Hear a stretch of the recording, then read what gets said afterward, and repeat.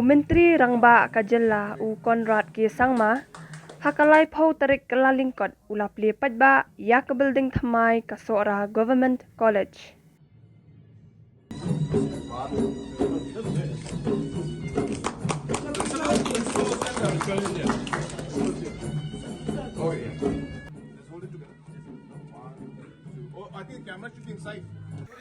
Conrad habakran ulaong.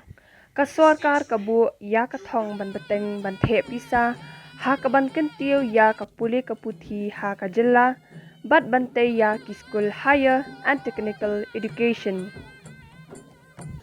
Hakani kasngi layadon lang education minister Rakam Sangma, health minister Dr. Mazal Amperin Lingdo, chief advisor kasorkar jilla ba Lakman Rimbui, MLA Sheila Balajit Kupar Sindram, bat MLA Sohra Gavin Milliam.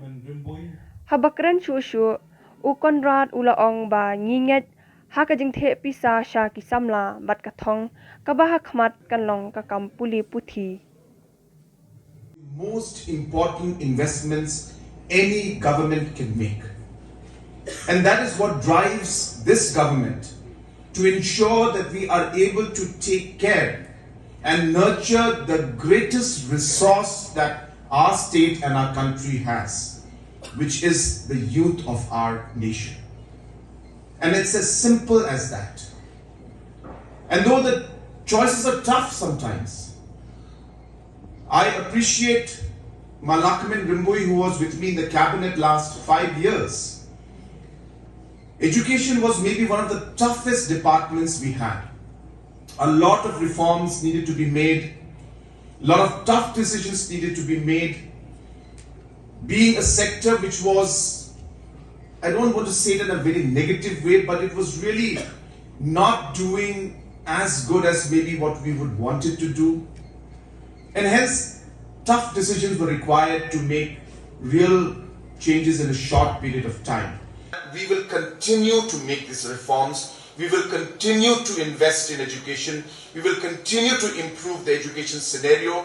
In the next few, maybe months and a couple of years, you will see a science college, an engineering college, an architectural college, the law university, and medical colleges. All of these are in the pipeline as we speak.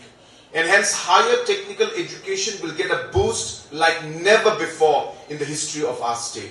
And that's the kind of passion with which we work, because we believe in investing, as I said, in our resources, investing in our greatest resource, which is the youth of our state. Having said that, I also want to share with you that recently we had made a change in the textbooks, and a lot of people had concerns why we're changing textbooks, and you'll come to know that mostly the textbooks have been changed for subjects like mathematics and science, which are uniform throughout the world, so there is no real change in content, and therefore and other subjects, of course, we are taking NCERT guidelines and the framework, and we're adapting it, as mentioned by our education minister, to make sure that our local and our traditional knowledge is not lost. And we will adapt it and make sure that the textbooks are Meghalaya textbooks, but in conformity with NCERT guidelines. And I'll tell you why we did that. We did that because you know that Meghalaya's rankings every year are low when it comes to their performance grading index. So you'll hear all these newspaper clippings coming out saying Meghalaya is at the bottom. Yes, we have tough time. It's not easy to change something that has been there for the past 45 years in a matter of just 5 years, especially a sector like education. But I just want to share with you a simple decision of bringing the NCERT guidelines and norms allows us to map, as per the performance grading index, the learning outcomes that are there. These are already mapped in NCERT books, whereas under the embossed textbooks which we used to have before, these were not mapped. And hence the learning outcomes is the basis on which the performance grading index is actually given.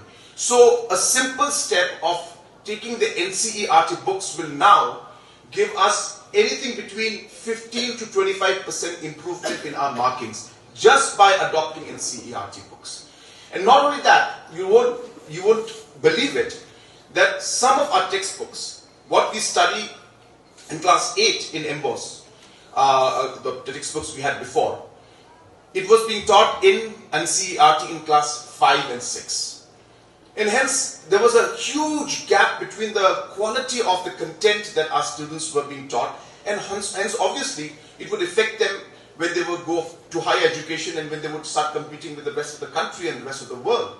I would like to also share with you that Honorable Minister has discussed this matter of commerce and science stream to be brought into the different government colleges, especially keeping in mind the new education policy, which is now there, where we require multidisciplinary subjects in different colleges, and therefore obviously government colleges will have to take the lead.